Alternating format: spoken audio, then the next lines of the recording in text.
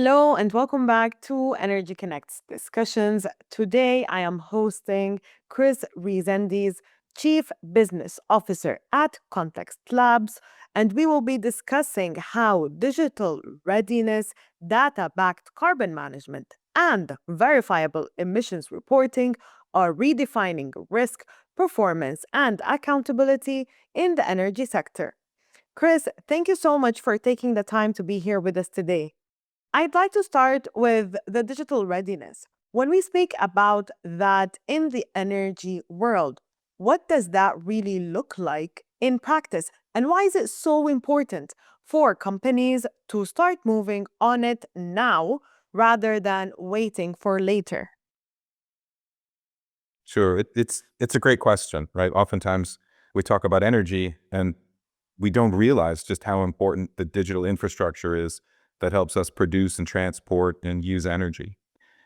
There are lots of reasons why it's important now, but perhaps none more so than the ideas that population is growing, energy is development all over the world, and of course, AI is not decreasing our need for energy. So we have a lot of pressures to increase the volume and the resilience and the security of energy.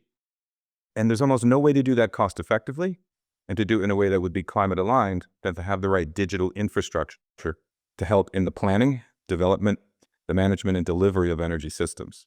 Now, what it looks like is a little bit of a mystery for some people because it involves going deep into the physical infrastructure that delivers energy from the wellhead through all those pipelines. And now you've got all of these renewable energy sources from solar to wind. The energy infrastructure, the physical energy infrastructure is very complicated. It's very diverse. Some of it's 50 years old. So you have this incredible diversity of physical assets producing and delivering energy for us. And they all have different levels of digital maturity. Some of them have a lot of sensing and instrumentation, some don't have much. So what's most important is to make sure that we can achieve the energy security that's required through this myriad of options. We've got to start by building a digital infrastructure that can give us the opportunity to know exactly what we've got, where it is, and how it's performing. And today, that means you have to have subject matter expert teams working with your digital platforms. And it becomes, in part by design, in part by serendipity, an amazing opportunity to start the exploration of agentic AI, where you have very specific pieces of technology that can complement the work of the subject matter experts, whether they're in the field or they're in headquarters. So when you mix all of this up, we need more energy. It's got to be cost effective. It's got to give us opportunities to meet mission critical requirements, whether it's national security or whether it's healthcare and education. But most importantly, we've got to do it in a way where every nation state can participate and do it in a way that it can be sovereign energy and it can be done in a way that's climate aligned. So I think those are some of the big themes that we're trying to work on: that digital transformation, the ability to have the systems scale inside of a complex collection of assets and requirements, and ultimately, and this is the key, try to make energy more profitable, even as we start trying to make it cleaner. A lot of companies still rely on estimates for emissions reporting. You've talked about the importance of verifiable proof instead. What does that shift actually take, and why does it matter so much to regulators and investors alike? As the world, as markets have evolved, the concept of emissions management has moved out of a primarily environmental context, and it is now, we think, primarily an operational context, but it's starting to become a financial context. That is accelerating because the data available about emissions performance and emissions intensity is growing. Emissions factor models were a very good way for the world to start to think about emissions as a thing that was real and a thing that might be managed. But those factor models have persistently and consistently been proven to be inaccurate. They may have been directionally correct, but they're not accurate enough to be tradable. So financial markets, Commercial markets, when they look at emissions factor model data, it's not suitable for risk rating. It's not suitable for pricing. It's not suitable for transacting. So good start, but insufficient today. So leaders in the space, the leading operators and some of the leading financial partners have started to bring different data sets underneath the emissions factor model to try and make estimates that are more accurate. And that's been happening. But it's a highly fragmented collection of estimates, and typically they're almost unique to each individual company building the estimates. So progress, but still too much fragmentation to create liquid markets. Where we're going is gather all of the best data that helps us build the digital twins that are optimized to help us know about the assets, their product moving through the assets, and the emissions taking place around those assets with data so that we can quantify emissions and we can have emissions at the asset level or point source level. And then we can allocate emissions intensity at the unit of product shipped level. It's that end state, that fine grain, that fine resolution, that accurate data that ends up building confidence in commercial and capital markets to be able to identify risk, rate that risk, price that risk, and build that carbon management risk into commercial head of terms and into cost of capital. So that evolution of emissions factor models, which we needed 2 decades ago, have been insufficient for a while. The estimates have been built up in a highly fragmented, but in some cases very professional way. But now we're at the moment where we need to get, I would say, even more serious about the digitalization of the systems underneath, the quantification of carbon emissions, the allocation of carbon intensity, and ultimately our ability to price carbon management for good or for ill into our transactions. When it comes to carbon management, it's not just about ESG anymore. It's a core business risk and financial performance. Can you unpack that a little bit, please? And how are the smartest companies starting to think differently when it comes to this?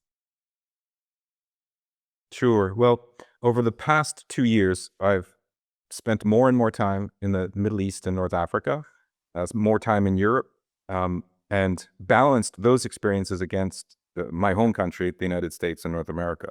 And I can tell you in each of those markets, the story ultimately is the same. Energy resilience and energy security, it's got to be reliable and profitable, and it's got to be climate aligned. And the key in climate alignment is we've got to manage the carbon.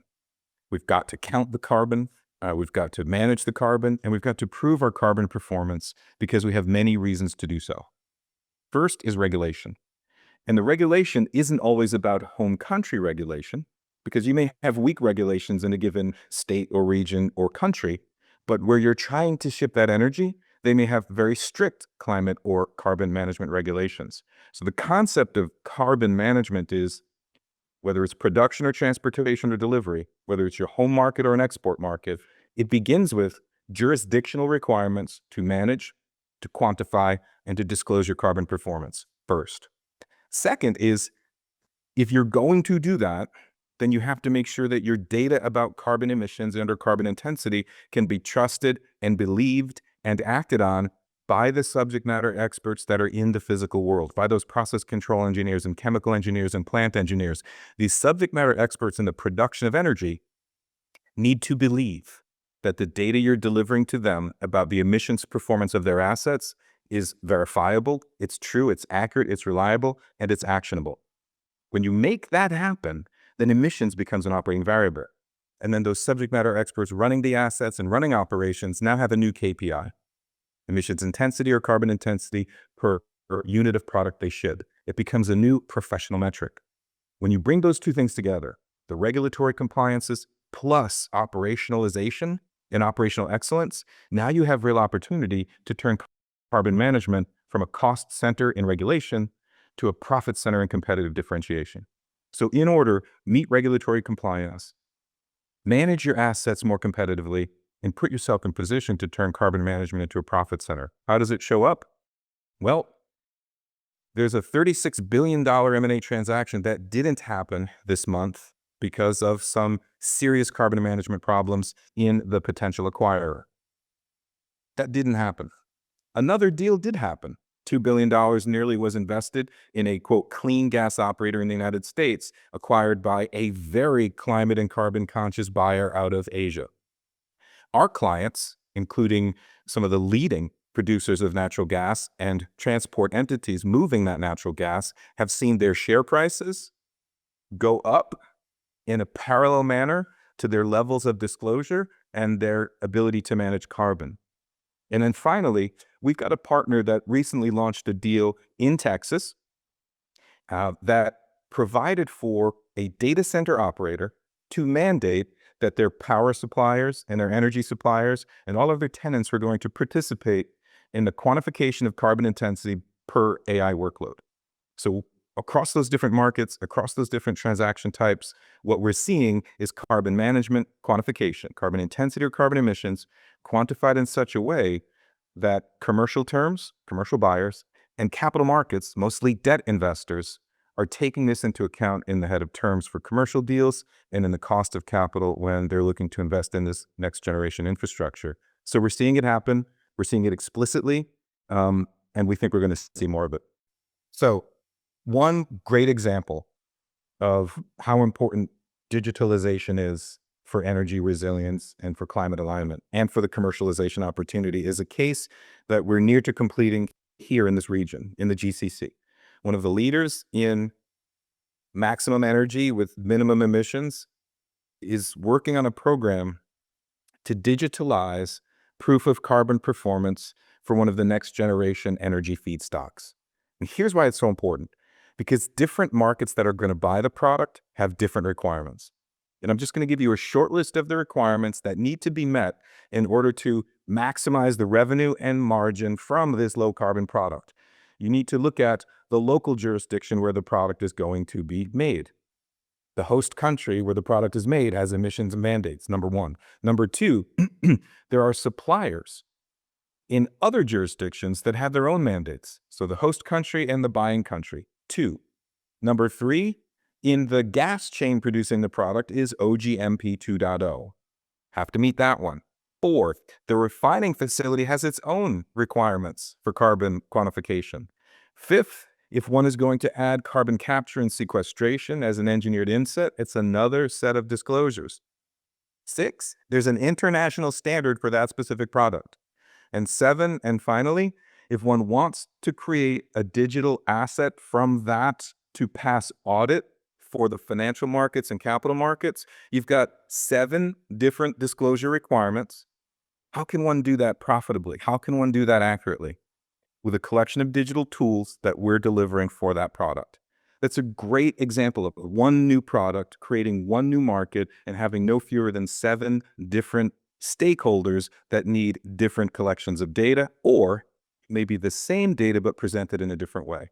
So while the regulations are complex, there is a way to manage the complexity, reduce the risk associated with it, and put our clients in position to maximize the power of their carbon management, not only in climate terms, but absolutely in economic terms. So hopefully that helped to sort of explain not just the complexity of the physical assets, but now the complexity of proving carbon performance so that you can maximize your financial returns. Thanks for that, Chris. As we approach ADIPEC 2025 this year, what can people expect when they visit Context Labs booth? So we'll be spending a lot of time in the AI pavilion. We'll be spending a significant amount of time with a number of our partners, including our partners at Microsoft. We're hopeful that we might have some announcements with some customers. We work very closely with a number of customers in the Americas and Europe and in the region. But the story of carbon management inside the energy ecosystem or the power ecosystem, we like to say it's their story to tell. We're here to work for them and with them to make sure that they've got the digital infrastructure that enables them to, as we've just described, to operationalize emissions as an operating variable, to commercialize emissions intensity as a competitive differentiator, and to ultimately bring carbon management as a trusted and an investable metric into all of their commercial and capital markets transactions. What will you see when you hang out with us? You'll see a digital platform that enables us to meet customers where they are. There are three sort of key metrics on maturity. Climate maturity. How far into carbon as a differentiator is the energy or power company? How far are they into their digital transformation? And then ultimately, how mature are they organizationally and ready to make carbon a competitive differentiator and or one of their calling cards of their world-class expertise? Now, companies are all over those scales of maturity. Our team and our technical platform has been put together and designed specifically to meet every one of our customers wherever they are on those three maturity scales. We have some customers that have incredibly strong and clean and harmonized data, very easy to work with in the beginning of that relationship. We have some that might have assets that are 30 years old and maybe haven't been materially upgraded for 2 decades or more. The key is this: to make sure that the platform meets the customer where it is, where the energy chain is, where the power chain is, and where their customers are. And when folks come and spend time with us, we'll be able to talk with them no matter where they are on those three maturity curves. Thanks to everyone for watching. For more exclusive energy insights, head to energyconnects.com and stay tuned to our social media for more. Until next time, goodbye.